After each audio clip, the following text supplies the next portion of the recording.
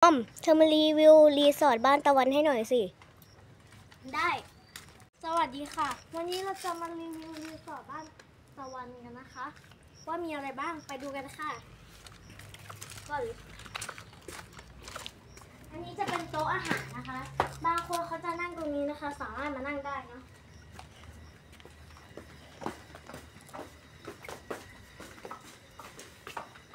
อันนี้จะเป็นห้องรับแขกไม่ใช่ห้องรับแขกเป็นห้องอาหาร ข้าวห้องอาหารอันนี้จะเป็นห้องทำอาหารก็จะมีมีดอะไรพวกนี้เนาะปกติเลยแหละเหมือนคนอื่น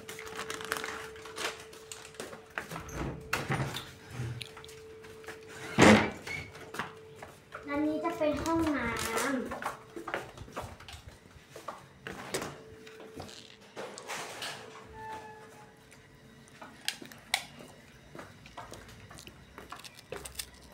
ไปดูด้านบนกันเลยว่ามีอะไรบ้าง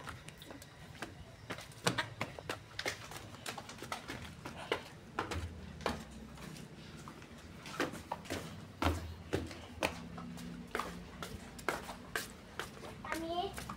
จะเป็นห้องเนาะใครอยากเห็นวิวแบบนี้อ่ะก็มานอนห้องด้านบนได้เนาะ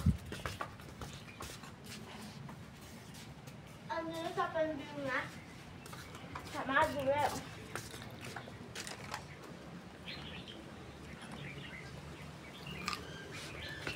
อันนี้จะเป็นร้านขายน้ำนะที่ตั้งอยู่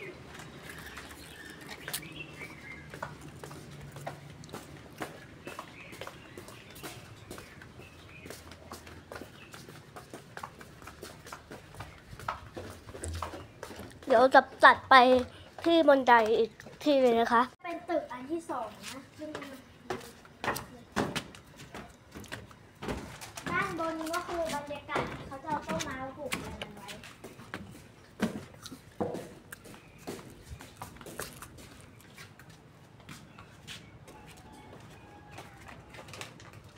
เห็นไหม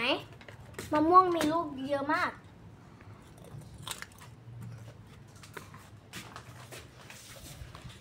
นี่จะเป็นโต๊ะทำอันนั่งเล่น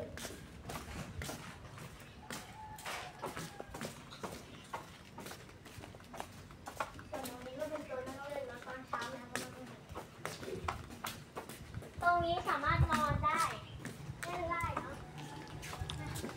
นี่เราสามารถนอนได้ลงไปดูด้านล่างตรงนี้กันตรงนี้จะสวยอยู่นะ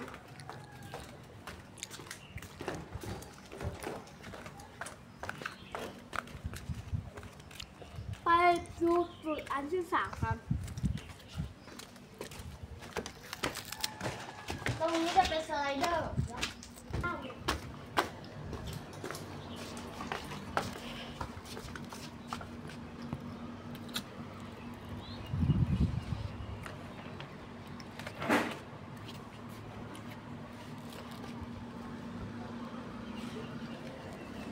มาดูกันอันนี้จะเป็นห้องลูกค้าก็จะเป็นเหมือนกันอันนี้คือกำลังทำห้องอยู่ยังทำไม่เสร็จ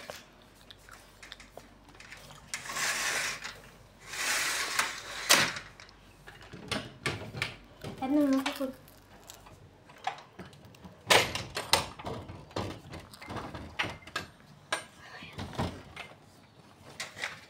แป๊บนึงนะทุกคนคุณไม่ได้อะไรอ่ะดูยังไงอ่ะมาดูบรรยากาศนะทุกคนนี่จะเป็นบรรยากาศคลองมาแล้วเนาะ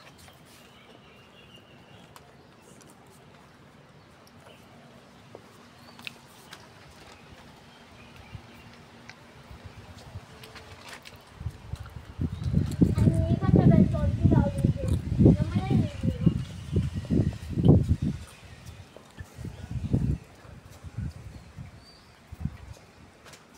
นี่ทุกคน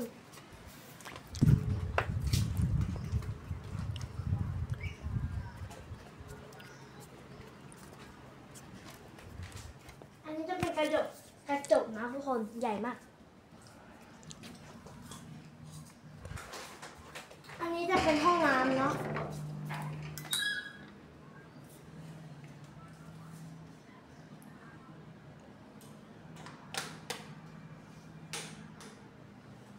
เห็นชัดมากเลย แล้วก็เปลงไฟก็สวยเลย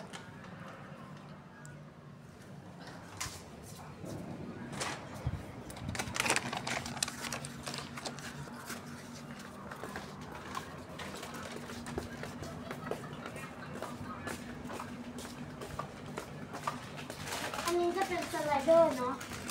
ลูกๆบ้านๆใครอยากเล่นก็สามารถไปเล่นได้ อันนี้เล่นได้จริง อันนี้เล่นได้จริงนะ ลองเล่นเลย เอารองเท้าใส่ลงไปก่อนนะคะ ขอโทษด้วยนะคะที่ไม่ค่อยดูค่ะนี่นะคะ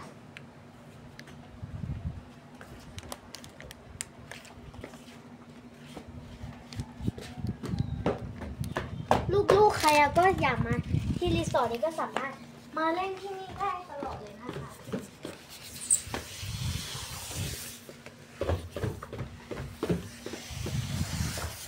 วันนี้ก็จะเป็นบรรยากาศชมวิวแบบนี้เลย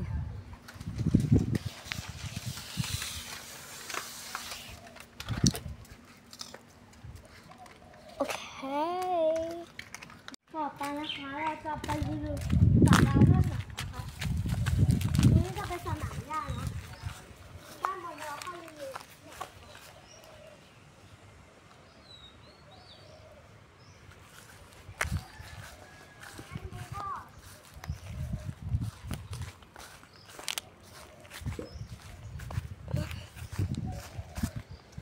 อันนี้จะเป็นศาลาศาลาแล้วก็จะลงเนี่ยเพราะว่าไม่ได้ทำงานไม่ได้ทำความสะอาดตรงนี้เป็นเขาวิวของศาลา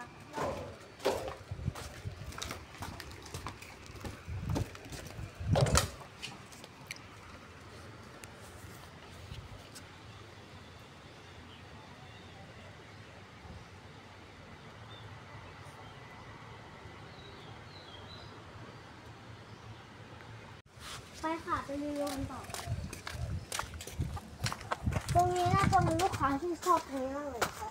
ใครที่อยากมานอนก็สามารถนอนได้นะคะอันนั้นคือบ้านนะคะถ้ามองไปสวยไป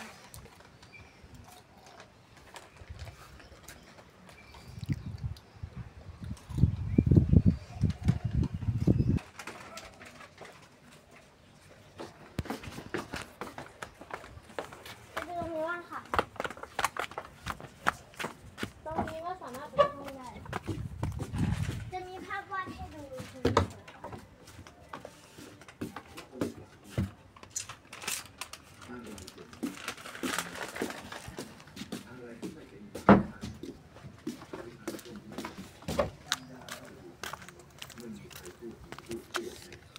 คะมาก็คือสามารถนั่งรอได้เลยนะคะ ถ้าไม่ดีเขาก็นินทา อันนี้ ถ้าดีเขาก็สรรเสริญ จะเป็น พระพุทธอง รี ค์ คัป ท่านไม่เห็น ชั่น แก่ นะคะ ให้มานั่งรอได้นะคะ ก็คือเป็นที่รับแขกนะ จงเรียนสรรเสริญให้มันรู้จัก จงมาเรียนนินทาให้มันรู้จัก ให้รู้จักสรรเสริญกับนินทา ถ้าใครอยากอยู่ สรร นี่ เสริญนินทามันก็มีผลมีเหตุเท่ากัน ถ้าใครอยากอยู่นี่ ห้อง ถ้าไม่กินข้าวเนี่ย ถ้าไม่รวมกับข้าวด้วยอ่ะ ถ้าจะไม่กินข้าวนี่จะราคาห้องละ 300 บาท แต่ถ้าเป็นบังกะโลจะเป็น 1,000 บาทถ้ากินข้าวด้วย ถ้าเป็นแบบธรรมดาแล้วกินข้าวด้วยก็จะ 600 บาทนะคะ เดี๋ยวจะพามาดูที่ซักผ้า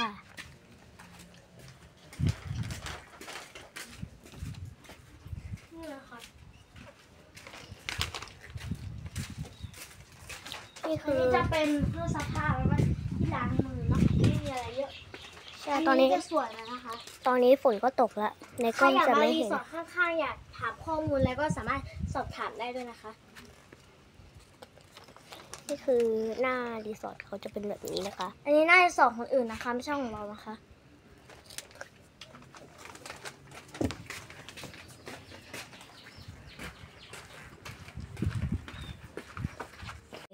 อันนี้จะเป็นห้องเก็บของนะคะ จะมีรูปภาพสวยมากด้านบนเนี่ยแบบนี้นะคะ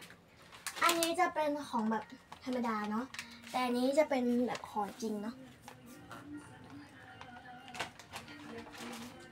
อันนี้จะเป็นห้องเก็บของเนาะ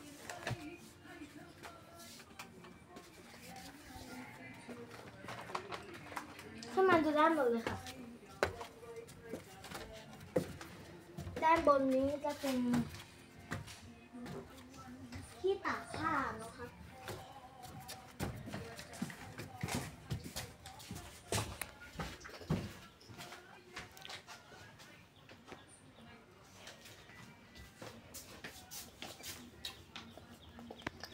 นี่นะคะอากาศ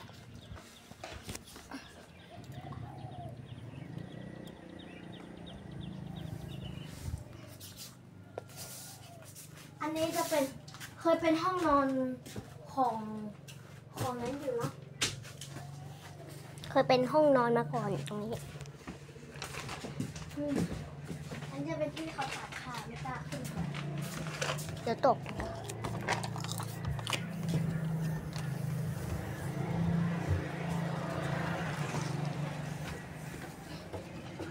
หยุดเลยเจอแบบนี้เลยนะคะนี่นะคะมีสอนนั่งทำ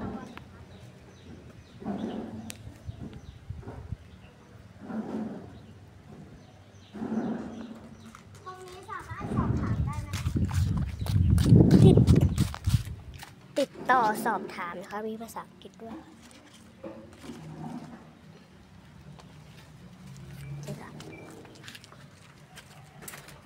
นี่จะเป็น